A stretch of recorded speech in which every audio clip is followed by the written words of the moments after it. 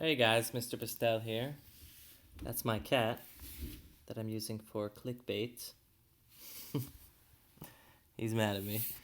And today I'm going to guide you through lesson 2.2 in natural selection, survival, and reproduction. So let's start with the warm up.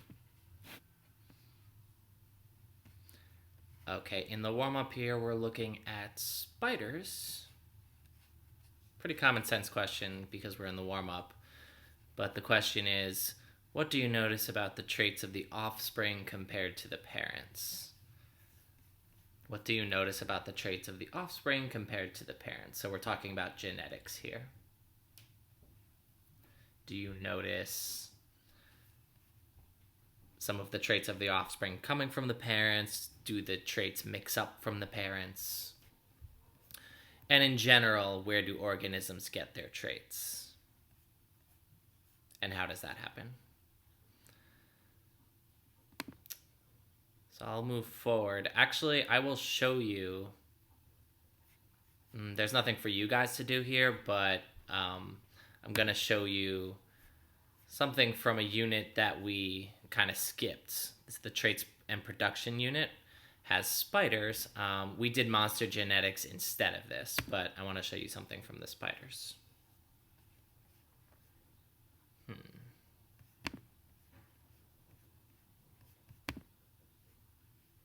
Just trying to open the spider sim.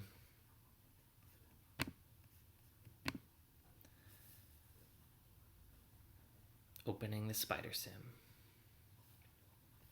Okay, so I see a bunch of spiders that I can mate. I'm gonna measure their stripe colors. Their stripes can be blue or black. And actually, I'm gonna focus on Otis and Ruby here. So Otis has blue stripes,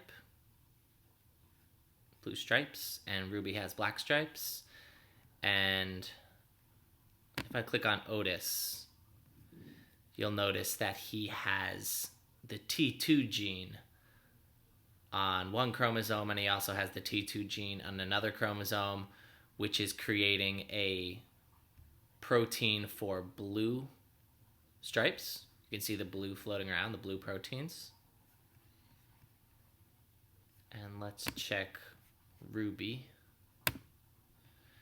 Ruby has the T2 gene on one chromosome and a T3 gene on another chromosome. So she has blue proteins and black proteins.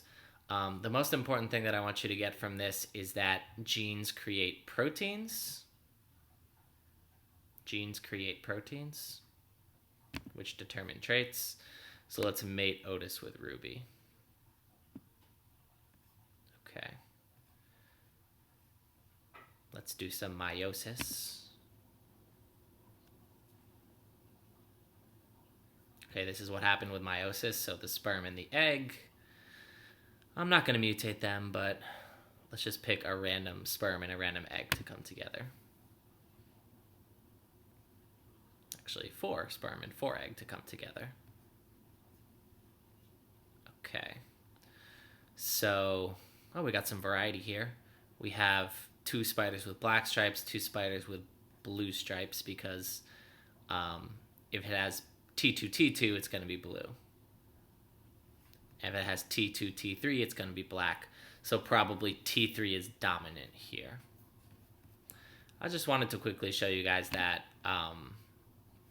the main thing you should get from that is that genes create proteins and proteins create traits. So let's go to part 2. Don't know what that sound was. Let's move. Individuals inherit their genes from their parents. Genes and therefore traits in a population are passed from generation to generation, specifically through proteins. I'm going to move forward down here. Now the natural selection simulation. Let that load. So we're going to open the natural selection simulation and open reproduction claims. Basically what we're going to do is follow different color australopes and see how many times they're able to successfully reproduce. They might die immediately. They might have one offspring. They might have several offspring. But we're going to track 4 different color australopes and see how successful they are in reproducing. As this loads, remember that the goal of natural selection is survival and reproduction. So if it gets killed immediately by a carnithon, that's a problem. It won't be able to reproduce at all.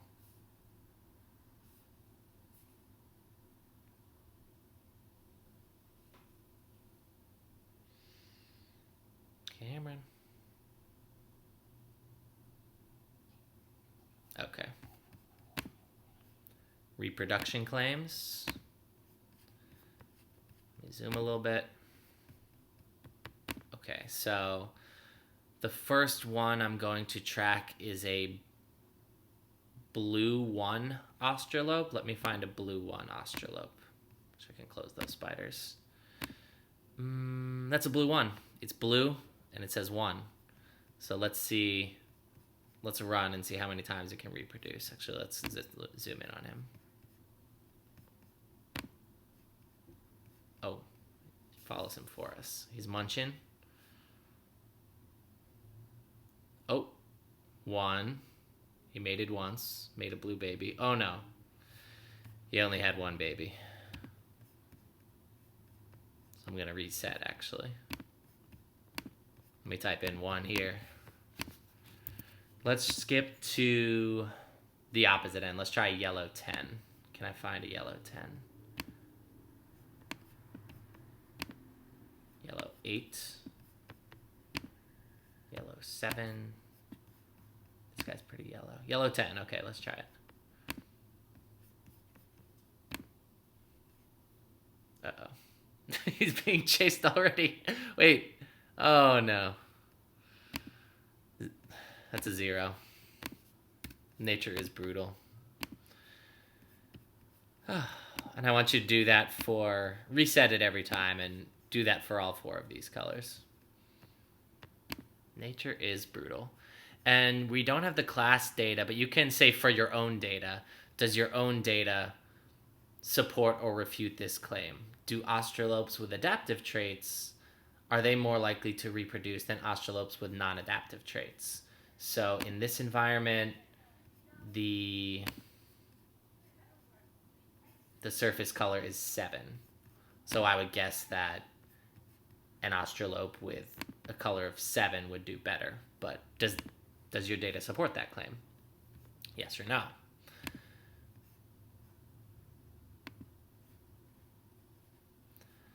So I want you to revise your argument for this. It should be a little bit better than yesterday's. It's the same one about the bird beaks. But what I want you to add into your argument is be sure to include what you know about how individuals get their traits, specifically genes and proteins.